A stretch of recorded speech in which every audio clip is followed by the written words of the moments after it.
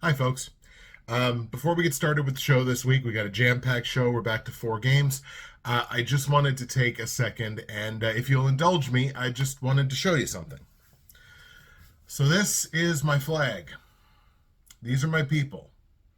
I'm Nova Scotian. I've been Nova Scotian my whole life, and I'm very proud of that.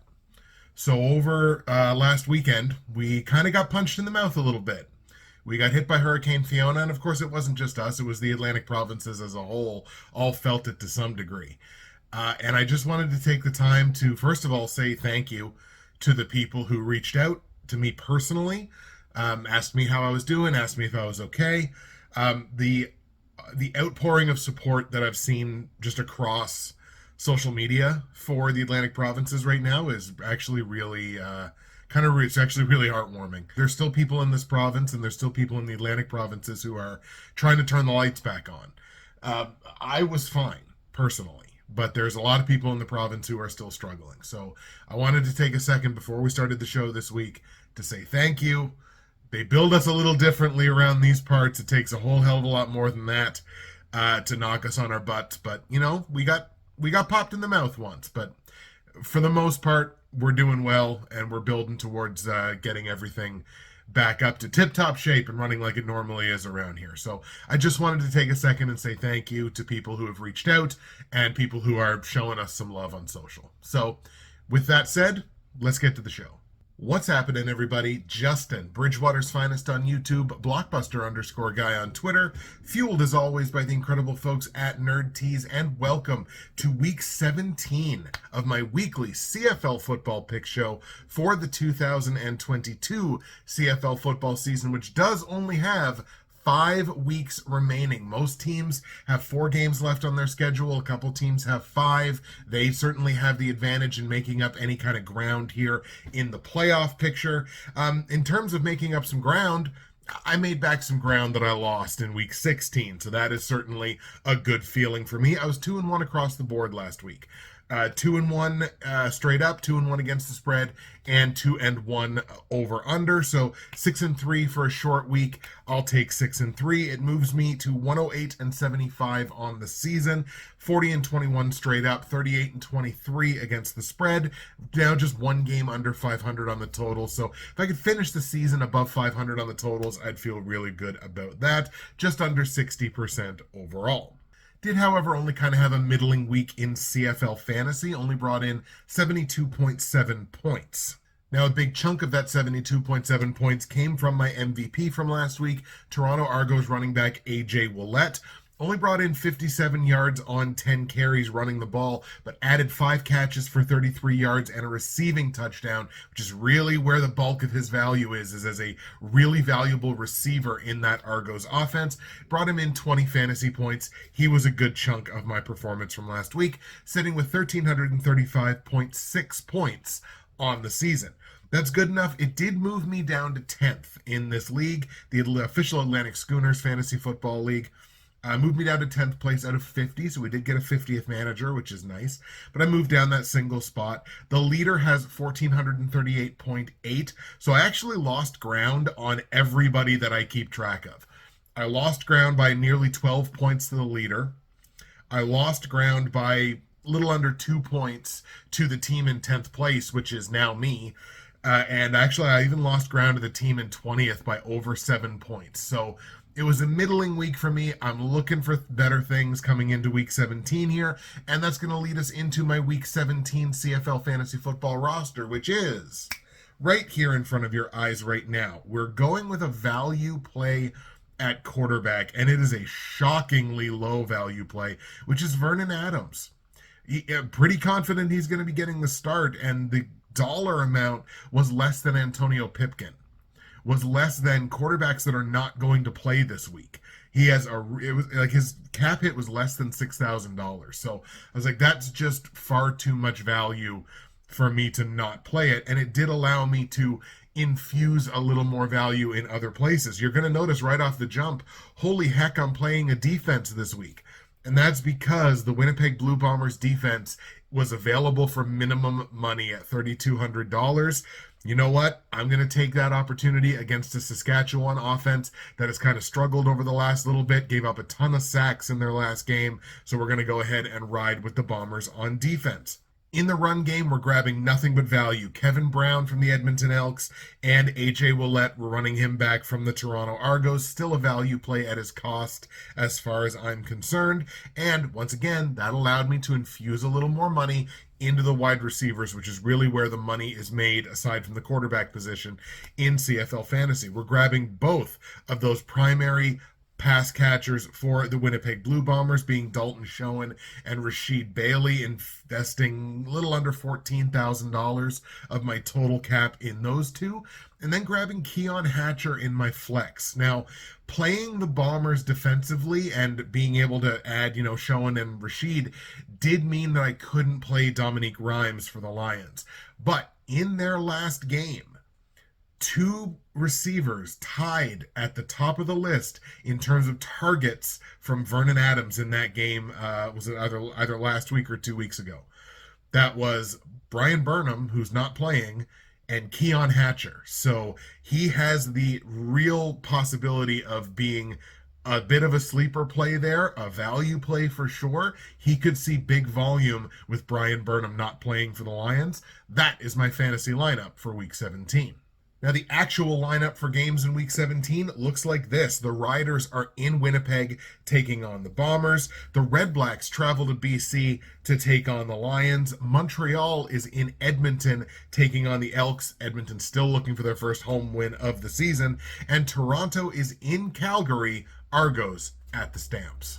So we're going to kick things off in Winnipeg, Saskatchewan and Winnipeg. The Riders coming into this game on a 3-game losing streak, now sitting at 6-8 on the season. And all of a sudden, this season is kind of at risk here for the Riders. They are coming in off the bye, but so are Winnipeg. Neither one of these teams played last week. 2 weeks ago, the Riders dropped a 26-24 decision in Saskatchewan against the Edmonton Elks, a game that Sasky probably couldn't afford to lose now in retrospect. Cody Fajardo, I thought, played good enough to win in that game. I think he was over 70% completing his passes.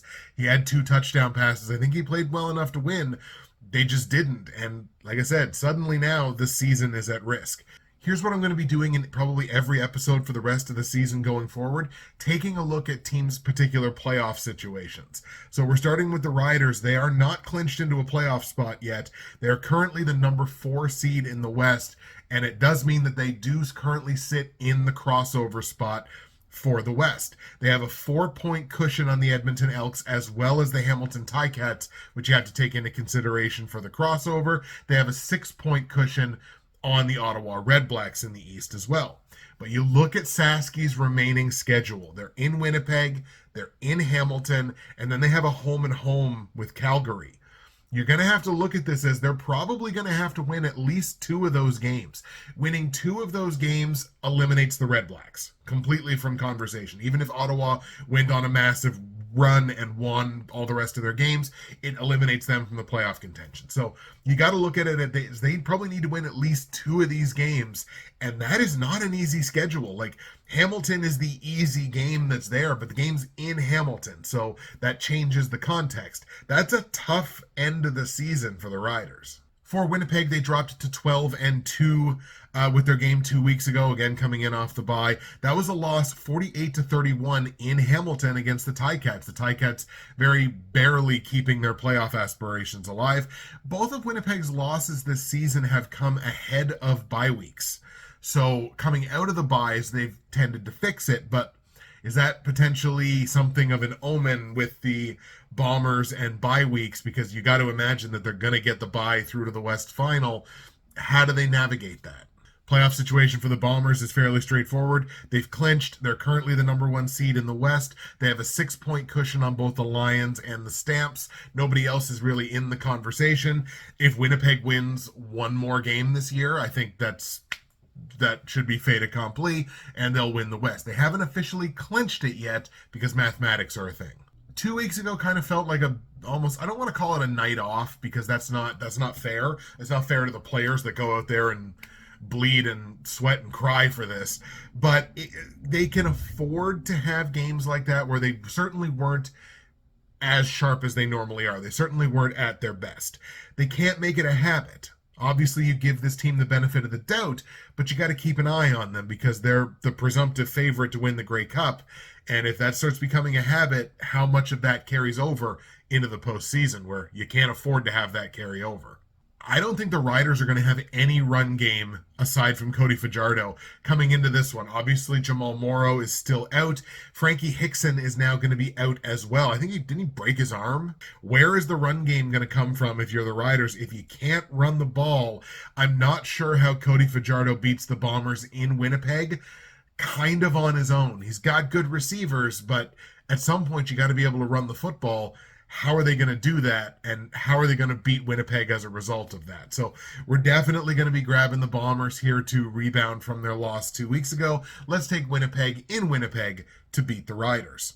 Now, against the spread, the Bombers are laying 8 points here as a home favorite. It's a lot of points to lay, but again, with the Riders probably having a fairly negligible run game in this one, you kind of have to look at that as Winnipeg probably getting more opportunities to possess the football. I think the Bombers wind up covering this number. It's a lot of points to lay, but I'm going to lay the 8 points on the better team, and that's the Bombers. Total in the game set at 47.5 points. I'm going to take the over on this one. It's a pretty beatable number. Both of these teams have gone over in back-to-back games coming into this one. So let's go over this beatable number of 47.5 in Winnipeg, Saskatchewan. Let's go Bombers 34, Riders 24. Competitive football game. Bombers win, Bombers cover, go over on the points. We're off to BC now, where the Lions are going to play host to the Ottawa REDBLACKS. REDBLACKS coming into this game at 3-10 on the season, losers of 2 straight games, and last week got absolutely shellacked at home to the tune of 45-15 against Toronto. An embarrassing 5-interception performance between the 2 quarterbacks of Nick Arbuckle and Caleb Evans. That all but crushes their playoff hopes, I would have to think. It's just going to be very, very tough for them to try to make up any of the difference that they have here. Obviously, haven't clinched a playoff spot. They're the number 4 team in the East Division right now. They trail the Owls and the Riders by 6 points. They trail the Argos by 10 points, though again, because mathematics are a thing, not mathematically eliminated. It's crazy to think that a 3-10 team still has a chance to win their division, but it's at least mathematically possible. As far as I'm concerned, for Ottawa, you can't get to next season fast enough. Jeremiah Masoli, when he signed a 2-year deal, so assumedly he should be back next year. Kind of leads you to question who's going to be the odd man out there in the quarterback room. I think the REDBLACKS will be better next year, assuming Masoli can stay healthy, improve the quarterback play. It cascades down through the whole offense. I think they'll be better next year, but I think they're looking forward to next year too. The BC Lions 9-4 now on the season, lost last week a 25-11 decision against Calgary. That game was in BC, so it's back-to-back home games here. They can't overcome a slow start. They had no points until I think the last 2 minutes of the third quarter when they kicked a field goal to finally put some points on the board. Vernon Adams only 50% on his completions, $151 through the air, no touchdowns, no picks. It makes me a little nervous for my fantasy squad, but like the dollar amount, the value was just too good for now. Lions playoff situation, they have clinched. They're currently the number 2 seed in the West Division, having played 1 fewer game than Calgary. They have the same number of points. They trail the Bombers by 6 points, again tied with the Stamps, and they have a 6-point cushion on the Riders, who are in 4th place. And it was kind of exactly what I said last week for the Lions. If Vernon Adams isn't scoring touchdowns, which I was saying that coming off of the game a few weeks ago where I think he only had 1. So I said, if Vernon's not scoring touchdowns, this is a very, very beatable BC Lions team. That's exactly what they showed last week. Like I mentioned earlier in the show, no Brian Burnham for the Lions, but the REDBLACKS are going to be without both Nate Behar and William Powell in the run game. So it's very tough for me to trust this REDBLACKS team. It's tough for me to trust either one of their quarterbacks right now. And look, you know me, I'm a big Caleb Evans fan, but it's tough for me to trust either quarterback based off of what I saw last week. I have to assume Vernon Adams bounces back from the game last week. We're going to be taking the BC Lions here in BC. Let's take the Lions to beat the REDBLACKS. On the line, though, the Lions are laying a ton. They're laying 8.5 points here as a home favorite, and I just don't think they've got that kind of leeway with me right now. Yes, James Butler has kind of rejuvenated himself in the run game, so that's a definite feather in their cap. But without having one of their biggest receiving targets in Brian Burnham, it's tough for me to lay more than a touchdown. As a matter of fact, this whole game feels kind of gross from a betting perspective. I'm going to take the points on Ottawa because, look, an upset is certainly possible here. So I think there's more scenarios where Ottawa plus 8.5 hits versus BC minus 8.5. So we're going to go ahead and take the points on the Red Blacks. Total in the game set at 46.5, and this number is gross. Any number that was going to be here was going to be an absolute trap. This is a game that's either going to see 40 points or fewer or 60 points or more. There's nothing in between in here. It's either going to be a total blowout or the offenses are going to struggle and the defenses are going to look like kings. I think it's going to be that. I don't think these offenses are going to explode. This is such a beatable number. It's the lowest total of the week, but I'm going to go under on this one. Under 46.5 points in BC Ottawa. We're going to go Lions 21, Red Blacks 17. BC gets the win, taking the points on the Red Blacks. Total stays under. And we're going to take a quick cut commercial break while I check the sound and make sure that the crackling's not happening.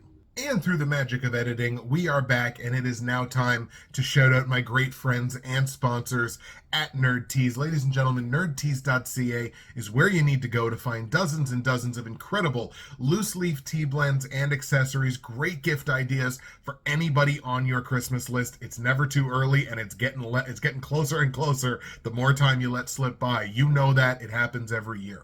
Nerdtees.ca is where you need to go, and you want to use my promo code, which is BWFinest. That is going to save you 15% at checkout. You're going to get free shipping in Canada on any order over $100.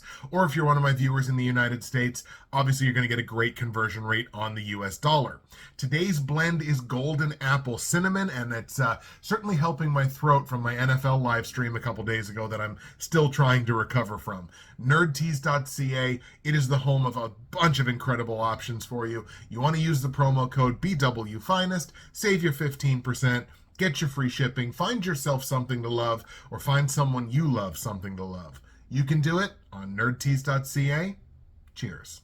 All right, back half of the week time. We're going to travel now to Edmonton. The Elks are going to play host to the Montreal Alouettes. Montreal coming in winners of 2 straight games, coming off a 23-16 win at home against Hamilton last week. They come back in that game from a deficit of 10-3 at halftime, scoring a critical win in the East Division playoff picture. I believe they're like this close to clinching a playoff spot, but they're just not quite there yet.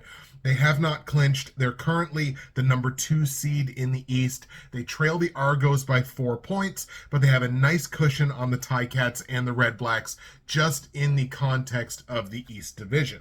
And this is an Alouettes team. Like I said, they've won 2 straight. They're a team that's kind of peaking, at least results-wise, at the right time. The Alouettes are winners of 4 of their last 5 games, and William Stanback returned to practice earlier this week. That is such a huge boon to this Alouettes team that doesn't even need to win this week to still have a great shot at catching the Argos for that East Division lead. All of a sudden, the East Division, if you put William Stanback back in there and Montreal starts turning back into that 150 plus yard run team consistently week in and week out, the Argos are going to start feeling some heat behind them. I'll pose this question to you. Who do you think is going to be the odd man out in that Montreal Alouettes backfield when William Stanback comes back? Now you got William Stanback, Jesh Renantwi, and Walter Fletcher, who you just traded for at the beginning of this season. Who do you think's the odd man out there?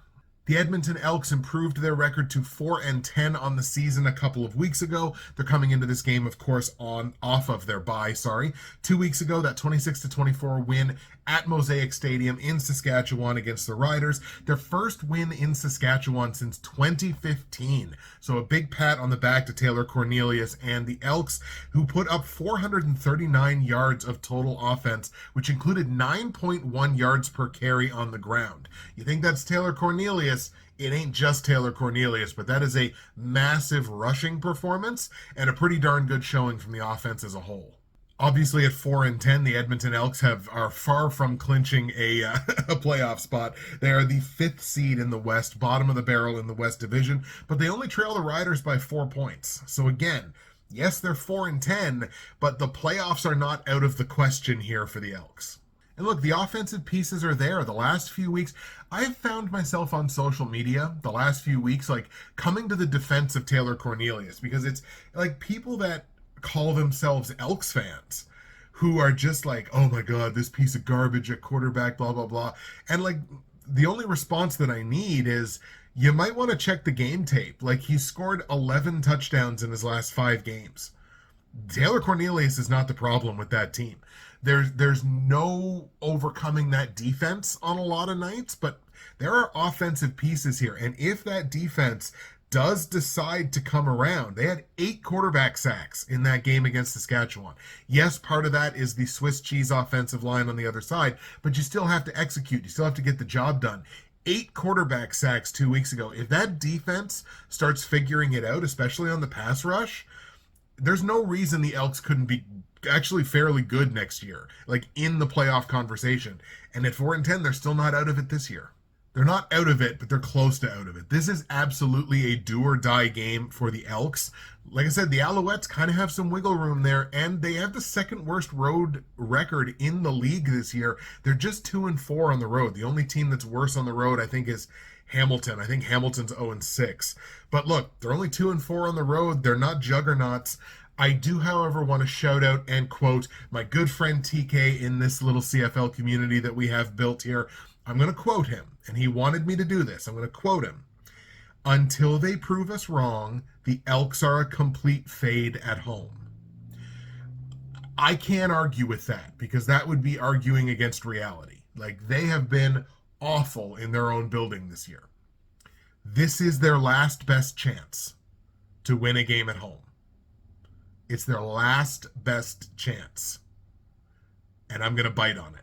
I'm going to take the Edmonton Elks at home to upset the Montreal Alouettes, because yes, Stanback's back at practice, but he ain't back in the game yet. I don't think we'll see him yet for another week or two. But I'm going to take the Edmonton Elks to pull the upset here, finally win a game at Commonwealth, finally win a game at home for the first time in, like, I don't know, 160. It's like that meme. It's been 84 years. That's kind of what it's been for Elks fans. I think they finally get it done this week. Edmonton upsets Montreal in Edmonton. On the line, the Elks are taking 3.5 points here as a home dog. I like them to win, so obviously give me the points. I would consider this a hedge either way, to be perfectly honest, to buy the extra hook on the Alouettes. I don't know, for some reason it just doesn't quite feel proper, so I might hedge this either way, but I like Edmonton to win outright, so give me the points.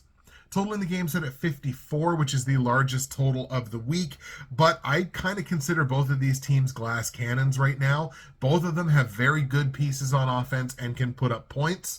Neither one of these defenses is impressive to me. Edmonton's might be the worst in the CFL. Montreal's, I don't think, is anything really to write home about. I'm not going to give them a ton of credit for only giving up 16 points last week, because they were playing a Hamilton team that like only plays half of the games. So they only play up to halftime, and then after that it's just game over. So I don't think these are two particularly good defenses. I'm going to go over on this one, over 54 points in Edmonton, Montreal. Let's go Elks 30, Alouettes 27. Edmonton gets the win, take the points, and take the over. And the last game of the week sees us travel to Calgary, where the Toronto Argos are going to be in town to take on the Stampeders. Argos, winners of 4 straight games and inarguably the hottest team in the CFL right now. They've moved their record to 8-5 with those 4 straight wins. This is back-to-back road games for the Argos, as they played in Ottawa last week. That dominant 45-15 win that clinched them a playoff spot. Obviously, the East Division is in sight, and they are the front runners for that. They have a 4-point cushion on the Alouettes as it stands right now, an 8-point cushion on the Ticats, though the Ticats aren't mathematically eliminated to win the division, but they got an 8-point cushion there, a 10-point cushion on the REDBLACKS. The REDBLACKS are not mathematically eliminated from the division by virtue of the fact that they still have 5 games left. Like most of this season, even with a dominant win, which was otherwise dominant, it didn't come without its faults. They turned the ball over a couple of times. They had 80 yards in penalties on 9 penalties. There were still blemishes, and that's been Toronto's season as a whole. That's part of what's gone into it being so difficult for me to trust them by and large, is there's always something. And I guess you can say there's always something with almost everybody, but there's always these things that are just like, yeah, but, yeah, but, yeah, but. The Stamps moved their record to 9-5 on the season with that 25-11 win in BC, getting their win back from a couple of weeks ago. That clinched a playoff spot for the Stampeders. Now, obviously, they are pushing for more, as they see they still have a shot, at least, at the Bombers. They're currently the number 3 seed in the West Division by virtue, again, of playing one extra game to BC at this point. They trail the Bombers by 6. It's not out of the question yet. They have a 6-point cushion on the Riders. Jake Maier was scoreless in that game. I think he had 294 or 297 passing yards, but did not find the end zone. But boy, I can't gush enough about Kadeem Carey. Okay, so this is clearly my man crush in the CFL, I guess. But if you look at the 5 games since Kadeem Carey has come back, he has 481 all-purpose yards in 5 games. So we're looking at nearly 100 yards a game and 3 rush touchdowns. He missed whatever it was, 4 games, 5 games, whatever it was. He's still the CFL's leading rusher by 100 yards. He's head and shoulders the best running back in the CFL. I don't think there's a close second. William Stanback might be that close second. Maybe James Butler might be that close second. But to me, the gap between Kadeem Carey and everybody else is pretty massive. Part of that is the way that Calgary uses him, but a big part of that is just the degree of talent. Kadeem Carey's got it. So where Calgary is one of those teams that has played 14 games, they're a little bit closer to getting to the point of resting players because they've clinched a playoff spot, but they still have so much to play for. It's not out of the question for them to go on a run and win the West Division. It's not out of the question for them to get that home playoff game in the West semifinal, which is very important. All of these things are still on the table. And I'm banking on the team this week who I think are going to make the fewest mistakes. There's one team that I trust in this to make fewer mistakes than the other one. It's the Calgary Stampeders. So I'm going to take Calgary at home here to get the win over the Toronto Argos. Calgary beats Toronto. On the line, Calgary's laying 5.5 points here as a home favorite, and in due deference to the fact that Toronto is the hottest team in the CFL, I'm going to take the points here on the Argos. This feels like a strong hedge to me. The Argos are 8-4-1 against the spread this year. Calgary is under 500. So taking the points here, it protects against Toronto in the upset win. And there's just way more scenarios where plus 5.5 hits than minus 5.5 does. So we are going to go ahead and take the points on the Argos. Total in the game's at 52.5, second biggest total of the week. These are 2 strong scoring offenses, and they've combined to hit 16 of 27 overs this year. We're going to lean on the over here, over 52.5 points in Calgary, Toronto. Let's go Stamps 30, Argos 27. Calgary gets the win. Take the points with the Argos over the total.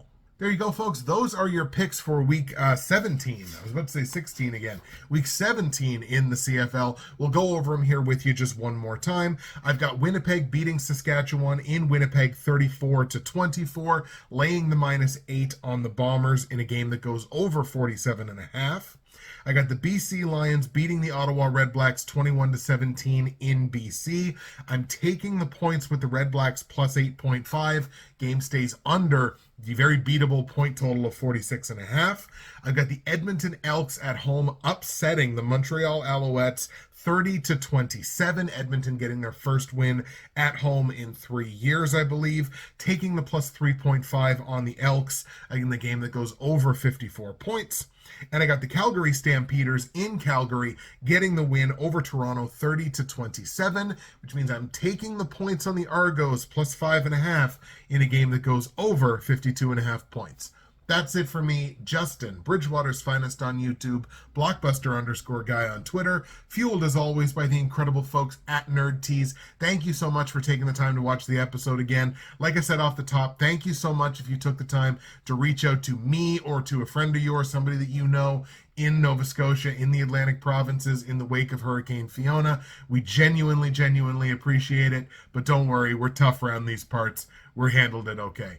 Thank you so much for watching. We will see you again next week for Week 18. And after this week, we are really into the stretch run here in this CFL season.